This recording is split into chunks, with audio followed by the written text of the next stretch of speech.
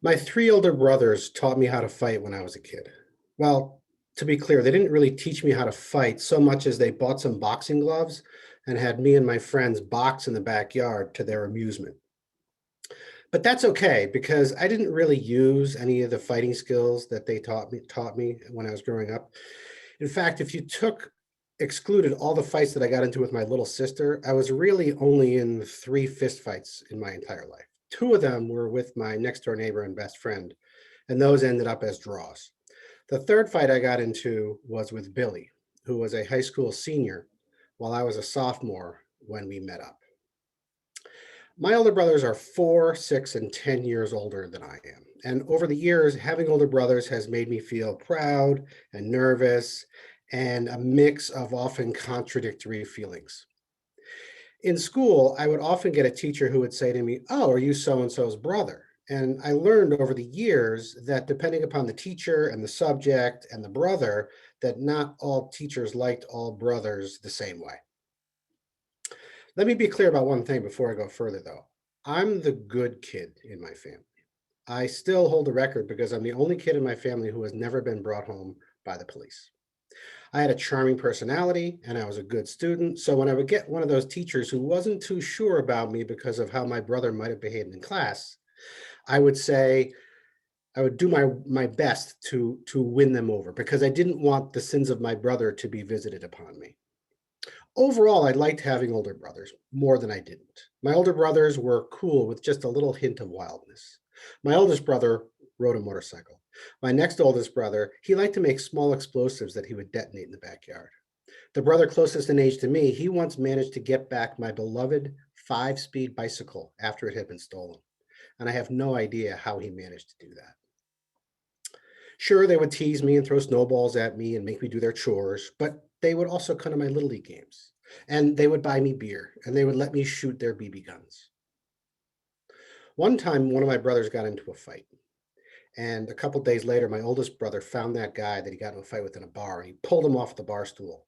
And he had him down on the ground. And he grabbed him by the collar and he cocked his fist back. And he told him what would happen if he messed with any one of us again. That story is part of our family lore. So I knew I could count on my brothers if I ever got into trouble. And that's what I told Billy right after he told me he was going to beat the shit out of me. I knew that the only defense I had against Billy was to play the brother card. I was at a party with my friend's house, and it really wasn't his party. It was his older sister's party, and she was letting her younger brother have a couple kids over. It was a keg party, and there were seniors there. And I got really drunk, but that was okay because I figured that's what cool kids did. Sometime around midnight, a kid came up to me and he said, "Hey, you see that guy over there?" And he pointed at Billy. He said, "That guy thinks you're an asshole."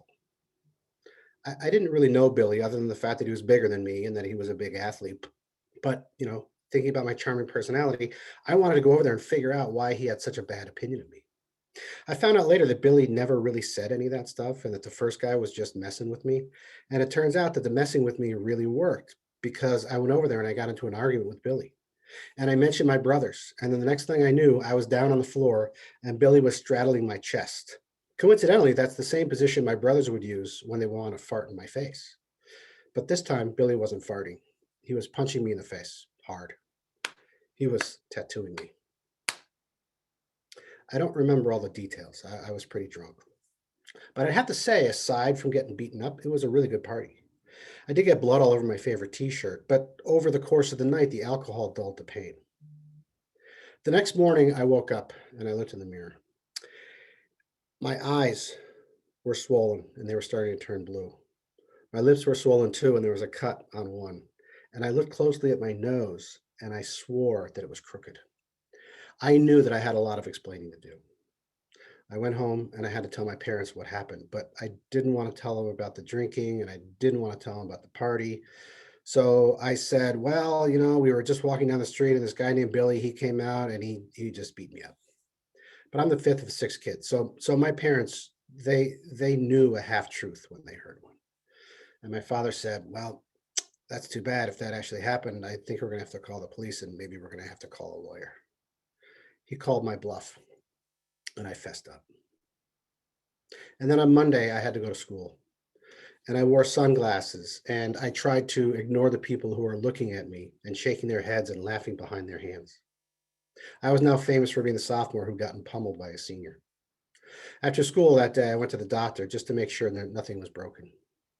The nurse took one look at me and she shook her head and she said, "No, that's too much too soon. You gotta save something for the fight." Through all of that humiliation, I waited for my brothers to do something to Billy.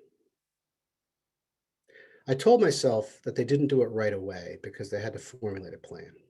And then I told myself that they didn't do it right away because, they were over 18, and my understanding of the legal system was that was a big consideration.